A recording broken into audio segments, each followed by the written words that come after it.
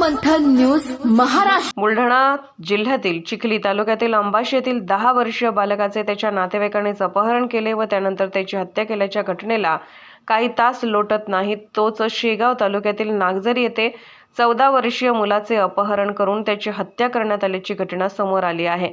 हत्या झालेल्या मुलाचे नाव कृष्णा कराडे असे आहे। या मुलाची हातोड्याने घाव घालून हत्या करण्यात आली आहे। हत्या केल्यानंतर त्याचा मृतदेह भास्तनच्या जंगलात पोत्यामध्ये भरून फेकण्यात आला आहे।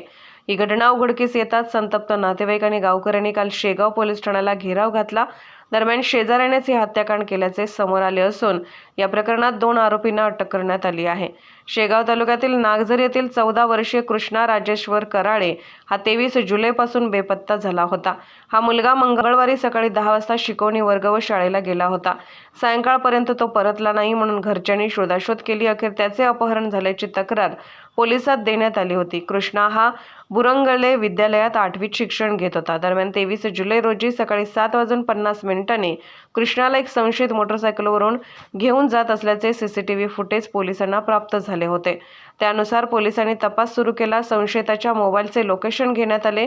त्यानुसार रुपेश वारोकार 22 राहणार नागझरी याला 24 जुलै रोजी सायंकाळी जळगाव जामोद येथे ताब्यात घेण्यात आले असून कसून चौकशी केली असता अपहरण झालेल्या कृष्णाची हत्या झाल्याची माहिती समोर आली आहे। हत्येच्या कटात पृथ्वीराज मोरे व 21 राहणार नागझरी हा देखील सहभागी झाला असल्याचे आरोपीने सांगितल्याने त्याला देखील अटक करण्यात आली आहे। मृत कृष्णाच्या शेजारचाच रुपेश वारोकार हा आरोपी असल्याचे निष्पन्न झाले। भास्तनच्या जंगलात कृष्णाचा मृतदेह आढळून आला। जवळच त्याची स्कूल बॅगही पडलेली होती तसेच लोखंडी हातोडा सुद्धा आढळून आला होता। पोलिसांनी हे साहित्य जप्त केले आहे अशी माहिती खामगावचे अप्पर पोलीस अधीक्षक अशोक थोरात यांनी याची माहिती दिली आहे। शेगाव शहर पोलीस स्टेशनला एक काल रात्री दाखल झालेल्या मिसिंगच्या अनुषंगाने सविस्तर तपासामध्ये मुलगा या ठिकाणावर नागझरीचा असलेला मुलगा त्याला एका व्यक्तीने 2 व्हीलरवरून घेऊन जाऊन भेंडवळ या परिसरातील जे जंगल परिसर आहे पूर्णा नदीच्या काठावरील त्या ठिकाणी नेऊन लोखंडी हत्यारांनी त्याच्या डोक्यावर मार करून हेड इंजुरी करून त्या लहान मुलाला मृत्युमुखी पाडल्याचं आज तपासात निष्पन्न झालेलं आहे। त्याच्याबरोबर अजून एक आरोपी म्हणून दुसरा पृथ्वीराज मोरे त्याचं वय 21 तो जळगाव जामोद या ठिकाणी एका फॅक्टरीमध्ये कामाला आहे आणि मुख्य आरोपी रुपेश वारोकार राहणार नागझरी वय 22 असे 2 आरोपी सध्या तरी निष्पन्न झालेले आहेत। गुन्हा त्यांनी केल्याचं पुराव्यानिशी समोर येत आहे। आम्ही चांगल्या पद्धतीचा पुरावा त्यांच्यावर गोळा करतो आहोत आणि आज ह्या मिसिंगच्या ह्याच्या संदर्भात 302चं कलम अतिरिक्त वाढवून पुढील तपास होत आहे। तर आरोपीपर्यंत पोहोचण्यासाठी पोलिसांनी कसा तपास केला?